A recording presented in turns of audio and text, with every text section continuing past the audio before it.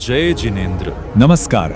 इस ऐतिहासिक सफर में एक बार फिर से स्वागत है। चलिए सीधा आज के विषय की गहराई में उतरते हैं। ये कहानी है महान आचार्य पादलिप्त सूरि जी के दिव्य आरोहण की। इस विश्लेषण में हम इन मुख्य पड़ावों से गुजरेंगे। पिछली कहानी की एक झलक, आचार्य जी का विशाल साहित्य, उनके अचंभित करने वाले चमत्कार, उनका अंतिम संलेखना व्रत, विमलांचल पर बिताए गए 32 दिन और अंत में आपके विचार। तो चलिए शुरू करते हैं। आचार्य की साहित्यिक निपुणता। आचार्य जी का जीवन सिर्फ रहस्यमय शक्तियों तक सीमित नहीं था, उनका बौद्धिक प्रभुत्व भी उतना ही विशाल था। उनकी यह चमक केवल चमत्कारों की नहीं थी, बल्कि ये उनके गहरे अध्ययन और कठोर साधना का ही परिणाम था। अब ये जो बात है ना, ये वाकई बेहद दिलचस्प है। प्रतिष्ठानपुर में उन्होंने 3 बहुत ही उत्कृष्ट कृतियां लिखी। पहली देखिए, तरंगवती तरंगलोला। ये चंपू काव्य शैली यानी गद्य और पद्य से मिली जुली शैली का एक ऐसा अनमोल प्राकृत ग्रंथ है जिसे साहित्य का सच्चा रत्न माना जाता है। फिर आती है निर्वाण कलिका, जिसने पीढ़ियों तक साधु साध्वियों के दीक्षा विधान और मूर्ति पूजा के नियमों की पूरी रूपरेखा ही तय कर दी। और तीसरा ग्रंथ प्रश्न प्रकाश, ये ज्योतिष का एक ऐसा अद्भुत ग्रंथ था जो लाभ हानि जैसे मुश्किल सवालों के बिल्कुल सटीक जवाब देता था। सोचिए, एक ही व्यक्तित्व में साहित्य, अध्यात्म और ज्योतिष का कैसा बेजोड़ संगम था। भाग 3, चमत्कार और अकल्पनीय शक्तियां। ज्ञान के इस अथाह सागर को समझने के बाद अब रुख करते हैं उन अकल्पनीय शक्तियों की ओर जो सच में इंसानी सोच और सीमाओं से बिल्कुल परे लगती हैं। देखिए, साधारण चिकित्सा विज्ञान और आचार्य जी की शक्तियों में जमीन आसमान का अंतर था। आमतौर पर इलाज के लिए दवा चाहिए या कम से कम शारीरिक स्पर्श चाहिए, है ना? लेकिन आचार्य जी ने क्या किया? उन्होंने मुरुंड राजा के भयंकर सिरदर्द को बिना छुए, जी हाँ, बिल्कुल बिना छुए ही पूरी तरह से ठीक कर दिया था। ये कोई सुनी सुनाई किंवदंती नहीं है, बल्कि ग्रंथों में उनके इस अकल्पनीय कौशल का स्पष्ट वर्णन है। उनके लिए तो मृत को जीवित करने जैसे असंभव लगने वाले कार्य भी पूरी तरह संभव थे। उनकी चतुराई भी गजब की थी।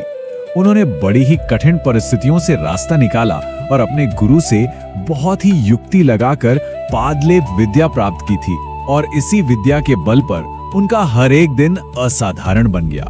वे रोजाना 5 महान तीर्थों की यात्रा करते थे और मुनियों को नियमित रूप से शिक्षा भी देते थे। ये उनकी अद्वितीय साधना और कठोर दिनचर्या का एक जीता जागता प्रमाण है। भाग 4, अंतिम व्रत, संलेखना। अब जैसे जैसे हम इस कालक्रम में उनके जीवन के अंतिम दिनों की ओर पहुंचते हैं, तो हमारी चर्चा थोड़ी धीमी और अधिक भावपूर्ण हो जाती है। ये समय था उनके सबसे बड़े और अंतिम संकल्प का, संलेखना व्रत। यहाँ सबसे ध्यान देने वाली बात यह है कि ये कोई अचानक लिया गया फैसला नहीं था। आचार्य जी ने अपने सर्वोच्च ज्ञान से यह जान लिया था कि अब उनकी आयु पूरी हो रही है। उन्होंने विमलाचल पर्वत की यात्रा की और परमात्मा आदिनाथ की स्तुति की। फिर जो हुआ वो बहुत ही हृदयस्पर्शी था। उन्होंने पूरे 84 लाख जीव योनियों से क्षमा याचना की, जिसे खमतखमणा कहा जाता है। अपने उन सभी उदास और भावुक मुनियों से विदाई ली और अंत में पादोपोगमन अनशन ग्रहण किया। ये अनशन का सबसे कठिन व्रत होता है, जिसमें एक कटे हुए पेड़ की तरह शरीर को पूरी तरह से स्थिर कर दिया जाता है। ये उनका एक बेहद अनुशासित और सचेत संकल्प था। भाग 5, विमलांचल पर 32 दिन। अंतिम क्षणों के लिए नागार्जुन के साथ विमलांचल की सबसे ऊंची चोटी को चुना गया, और यही स्थान उनके सर्वोच्च और अंतिम ध्यान का साक्षी बना। ग्रंथों में इस ऐतिहासिक क्षण को समझाने के लिए एक बहुत ही गहरा और सुंदर रूपक इस्तेमाल किया गया है।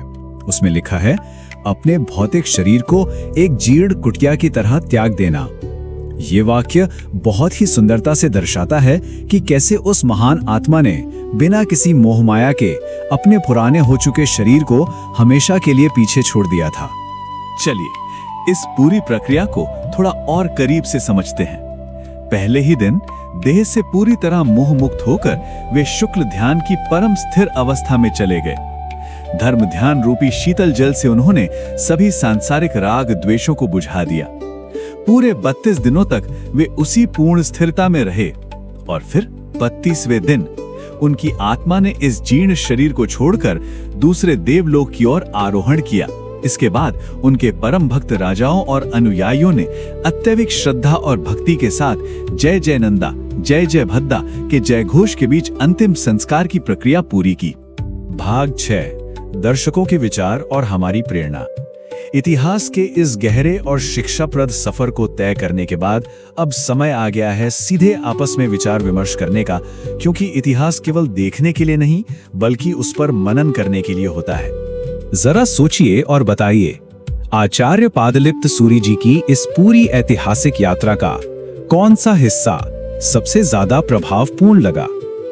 क्या वो उनकी चमत्कारी पादलेप विद्या थी, उनका विशाल साहित्य था, या फिर उनका वो अटूट और स्थिर अंतिम ध्यान? नीचे कमेंट्स में अपने विचार जरूर साझा कीजिएगा।